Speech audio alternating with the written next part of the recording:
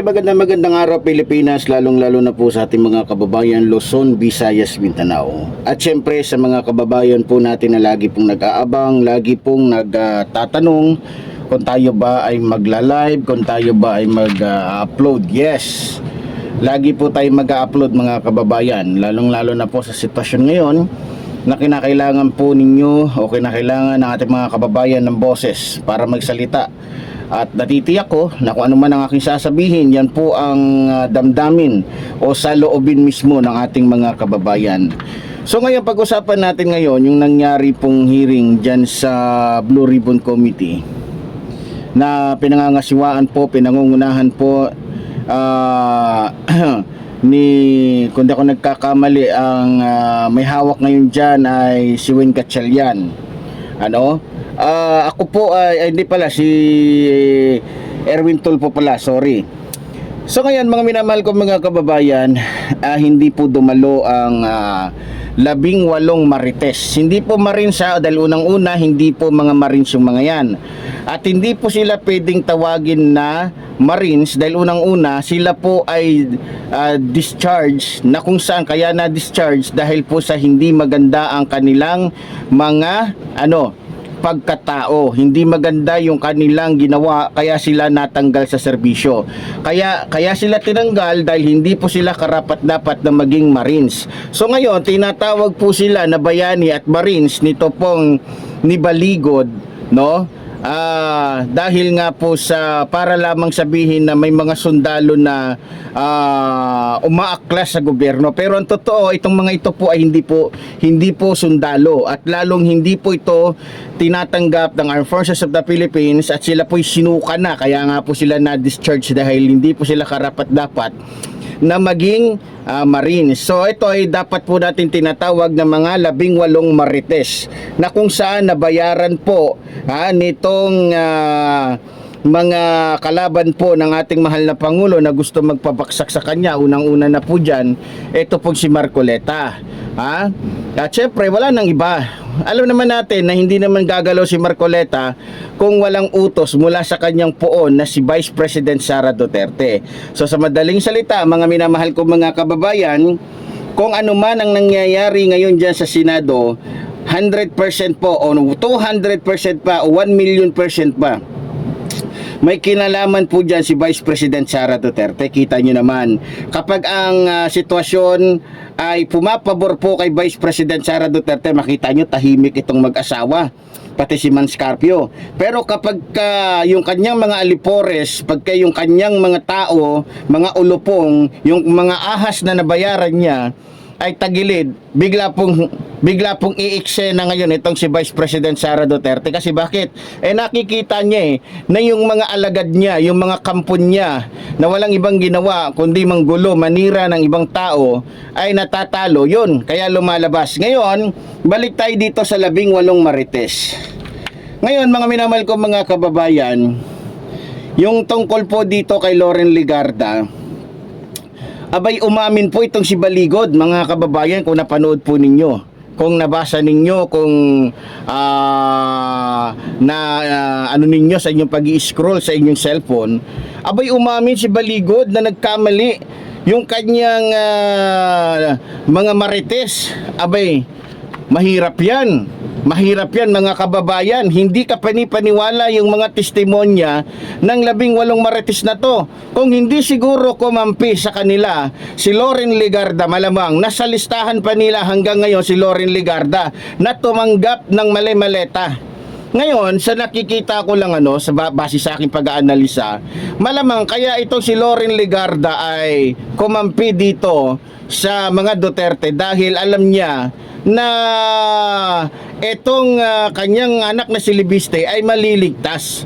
Kaya itong si Legarda, bagamat siya yung pangunahing nakalagay doon sa listahan ng mga marites, biglang nawala. So ang kailangan na pala dapat gawin, siguro para sa akin, kung si Tito Soto, ito mga nabanggit ng mga marites na Marines na ito ay kumampi sa mga Duterte, malamang wala to sa listahan ng 18 marites. Kaya lamang sila nasa listahan ng 18 marites dahil hindi sila sang-ayon kay Vice President Sara Duterte. So dito pa lang makikita ninyo mga kababayan, may kawalangyaan po may katarantaduhan, may kagaguhan, may kakupalan, may mga kademonyohan na nangyayari po dyan sa Senado, ito po si Robin Padilla ay talaga pinagsisiksikan niya itong mga walang kwenta at mga na-discharge na Marines na sa pagmumuka pa lang mukhang mga tulisan, mukhang hindi mapagkakatiwalaan. Ako malamang sa totoo lang, malamang kaya kumagat ito, pumayag ito sa kagustuhan nitong ni Marcoleta dahil alam mo, discharge. Ibig sabihin, discharge sila, back to civilian sila. So ibig sabihin, wala silang kinikita.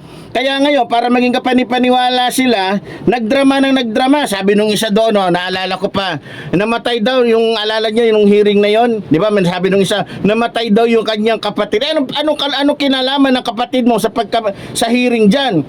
Ibig sabihin pala, porkit namatay yung kapatid mo, dapat ka ng paniwalaan. Gago!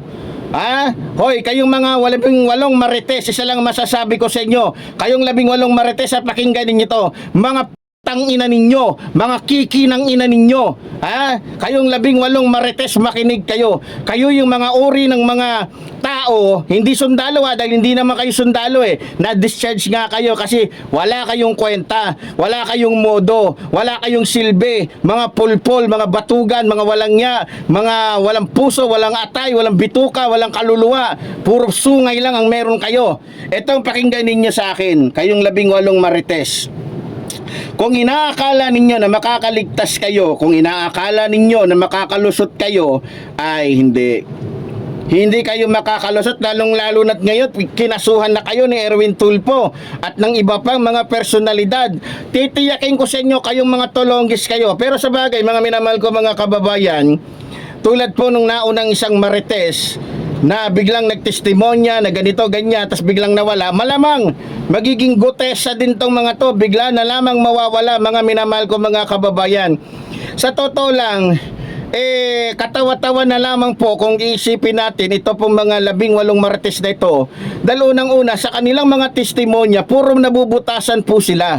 Puro may mga mali, puro may pabago-bago. Kaya sabi ko nga, itong mga gagong ito, dahil lamang sa pera nitong kanilang poon na binigay sa kanila, ginagawa nila ang lahat para lamang makalusot yung kanilang poon.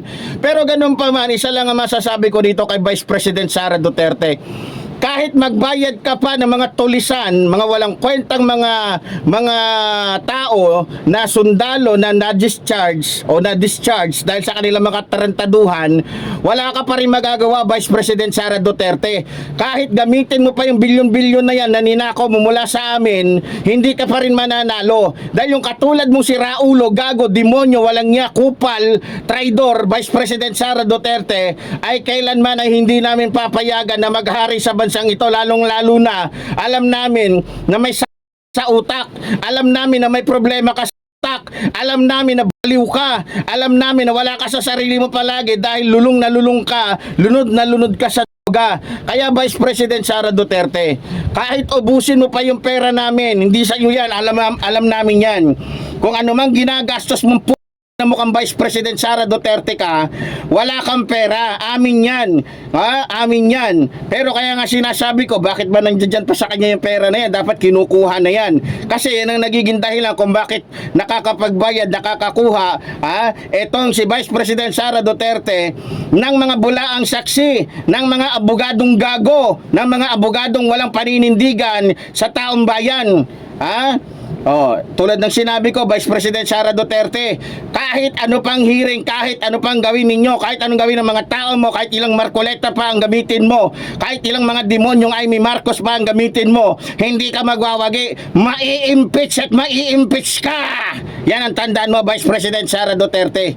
Wala kang losot, tanda mo tong sasabihin ko sa'yo, yung kakapalan ng pagmumukha mo, yung katarantaduhan mo, yung mga pagbabanta mo, yung pagtatraidor mo, yung kabaliwan mo, lahat ng ginawa mo, lalong-lalo na yung pagnanako mo sa taong bayan, pagbabayaran mo yan. Tanda mo yan, Vice President Sara Duterte, pagbabayaran mo yan. Hindi ka makakalusot sa taong bayan, lalong-lalo na sa mga senador na naninindigan para sa bansang ito. Tandaan mo, kahit ilang pang mga gamitin mong mga tirador, sa si Raulo, gago, mga mamamatay taong katulad mo, hindi ka magwawagi, Vice President Sara Duterte. Kaya kung ako sa'yo, mag-umpisa ka na, mag-practice ka na, sa hawla ng mga demonyo. Ha?